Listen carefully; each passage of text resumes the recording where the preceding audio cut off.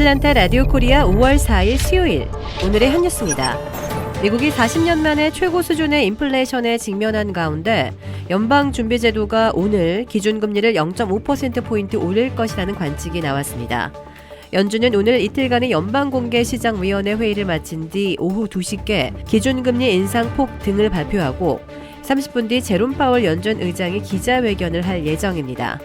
연준이 시장의 전망대로 기준금리를 통상 인상폭의 2배인 0.5%포인트 올리는 빅스텝을 밟을 경우 앨런 그린스펀 연준 의장 재임 당시인 2000년 5월 이후 최대 인상폭이 됩니다. 인플레이션을 잡기 위한 연준의 선택과 이에 따른 금융시장의 후폭풍이 어느 정도가 될지 세계가 주목하고 있습니다.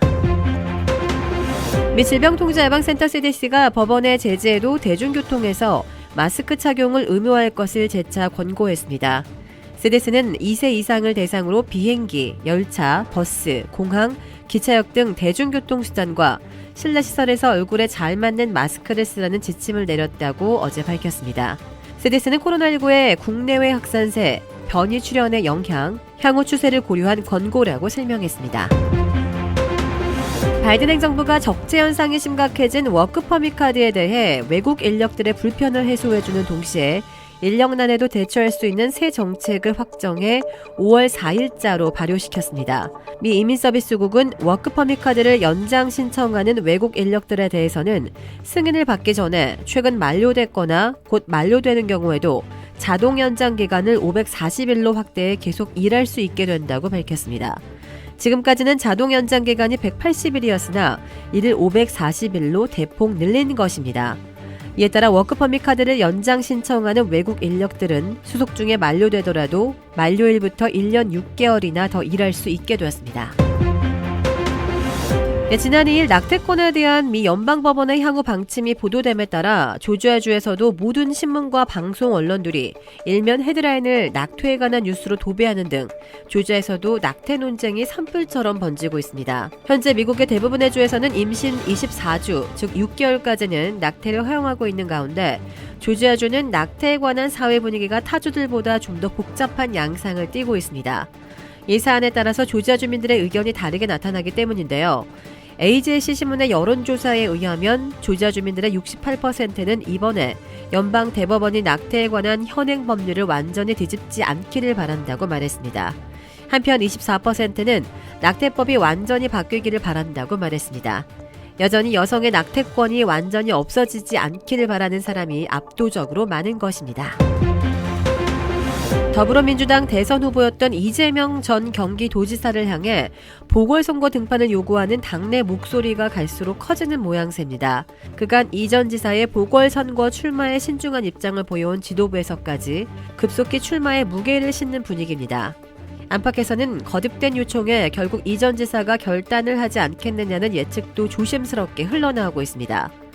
민주당 박홍근 원내대표는 어제 CBS 라디오에서 지방선거 상황이 많이 어려워지고 있기 때문에 지난 대선에서 이 전 지사를 지지했던 분들의 마음을 다시 결집하는 것이 중요한 전략이라며 이 전 지사가 직접 출마해달라는 인천이나 수도권 또는 전국의 요구들이 있기에 그 부분을 열어놓고 지도부가 판단해보자는 생각이라고 말했습니다. 전날 당 전략공천관리위원장인 이원욱 의원이 차출을 고려한다고 말한 데 이어 이번에는 지도부에서 출마 가능성을 직접 언급한 것입니다. 국정농단 사건으로 수감 중인 최순실 씨의 딸 정유라 씨가 조국 전 장관 등 여권 인사 4명을 명예훼손 등의 혐의로 경찰에 고소했습니다. 정 씨는 한국 시각 4일 서울경찰청에 조 전 장관과 안민석 민주당 의원, 주진우 전 기자, 방송인 김어준 씨를 명예훼손과 모욕 혐의로 수사해달라는 고소장을 제출했습니다. 정 씨는 국회의원들의 아니면 말고식의 허위사실 유포와 이를 확인하지 않고 받아 쓴 언론 때문에 인생이 망가졌다며 고소의 이유를 밝혔습니다. 정 씨와 동행한 유튜브 채널 가로세로 연구소 강용석 변호사는 조 전 장관이 정 씨가 주변에만 공개했던 글 가운데 일부를 발췌해 자신의 SNS에 올려 당시 탄핵 집회에 불을 질렀다고 주장했습니다.